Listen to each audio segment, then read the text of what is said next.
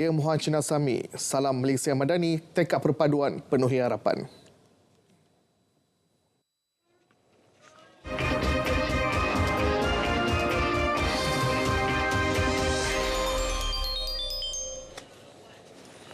Assalamualaikum, Salam Malaysia Madani bersama saya Muhammad Dihya Sahlan dalam Berita Pagi Sabah edisi Khamis 5 Oktober 2023.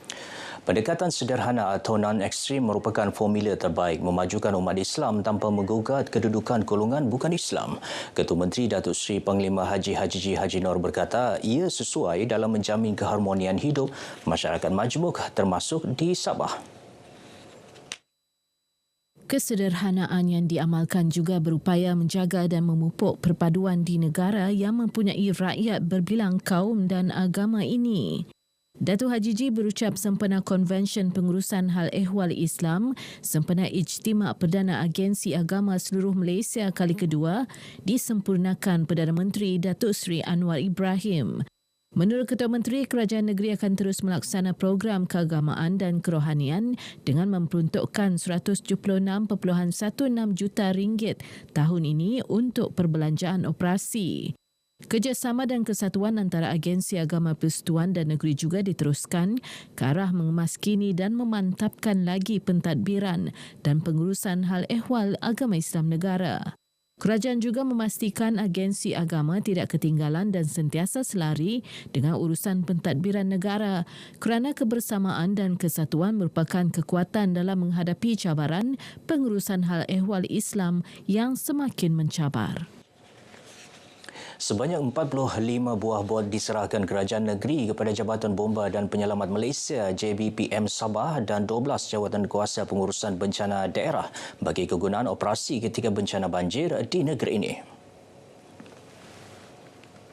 Penyerahan disempurnakan Ketua Menteri Datuk Seri Panglima Haji Haji Noor iaitu 15 bot kepada JBPM dan masing-masing 3 bot kepada Jawatan Kuasa Pengurusan Bencana Daerah PITAS, Kota Marudu, Penampang, Tenem, Beaufort dan Paitan.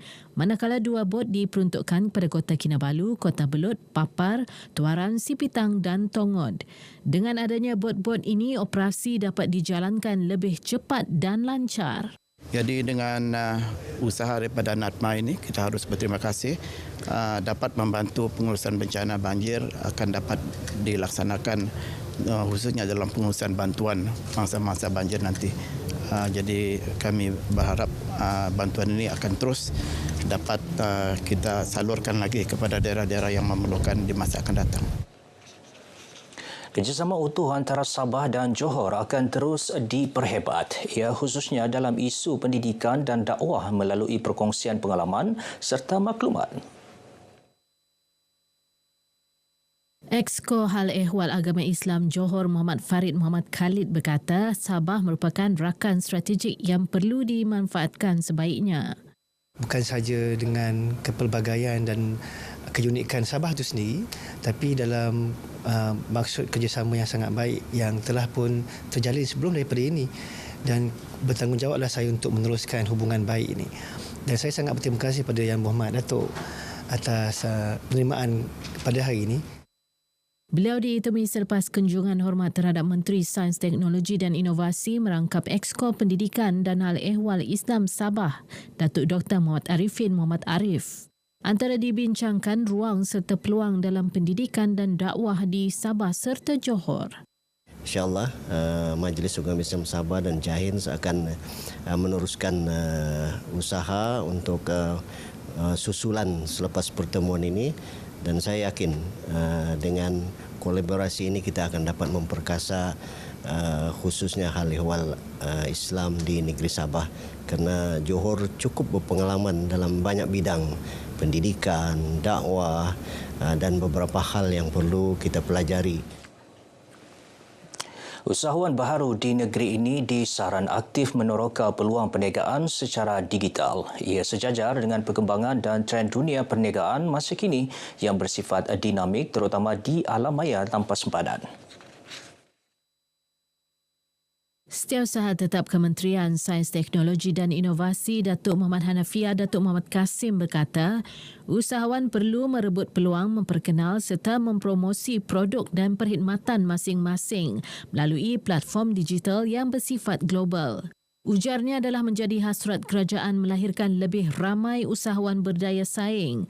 Justru pelbagai inisiatif dilaksana termasuk Sabah Talent Entrepreneurship Program STEP. Will not stop here. Kita akan perkembangkan lagi inisiatif-inisiatif ini dan pelbagai platform-platform lain kerjasama di antara negeri dengan persekutuan. Begitu juga dengan pihak-pihak swasta dan NGO. Kita very active involving with them, trying to reach the belia and then to bring them out in the open and into the industry. Bidang keusahawanan terbukti berkesan menjadi pemangkin kepada perkembangan ekonomi rakyat dan negara, mewujudkan peluang pekerjaan baharu serta meningkatkan kualiti kehidupan.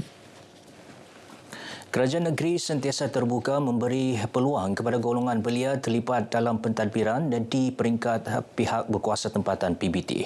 Ini dapat dilihat melalui pelantikan golongan muda sebagai ahli Majlis Perbandaran Tawau bagi mewarnai lanskap pentadbiran, khususnya meningkatkan kualiti dan kecekapan perkhidmatan kepada masyarakat. Terbaharu, Semi Liu Samyi dilantik sebagai ahli Majlis Perbandaran Tawau yang baharu. Jadi kita mengharapkan dengan adanya pelantikan Puan Saimi orang muda seperti ini, maka mereka dapat suarakan keperluan-keperluan masyarakat muda. Ya? Sebab seperti semua maklum, sekarang 18 tahun sudah boleh mengundi, boleh menentukan hala tuju kerajaan ke mana kita pergi. Dan saya sebagai orang muda, orang baru di dalam kalangan MPT ni, saya harap boleh minta tunjuk ajar dari orang-orang yang lebih berpengalaman dari saya. Dan saya rasa dengan kerjasama rakan-rakan ahli majlis dengan orang Tawau ini, kita dapat memastikan di daerah Tawau ini dari segi dia punya sosial ke ekonomi ataupun dia punya kebajikan ataupun politik dapat dimajukan di peringkat yang lebih tinggi.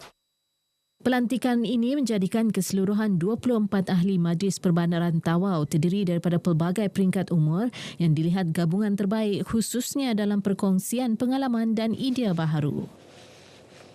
Ya, menjelang Belanjawan 2024, antara harapan disuarakan keutamaan diberikan terhadap kebajikan golongan miskin dan asnaf serta negeri yang masih kurang membangun. Bekas Perdana Menteri Datuk Seri Ismail Sabri Yaakob yang juga ahli Parlimen berharap aspek pembangunan terus diberikan fokus dalam Belanjawan 2024, antaranya mencakupi aspek pendidikan, terutama pembaikan sekolah yang daif, selain kemudahan klinik desa. Bajet memberikan fokus kepada kepentingan rakyat, rakyat miskin terutamanya.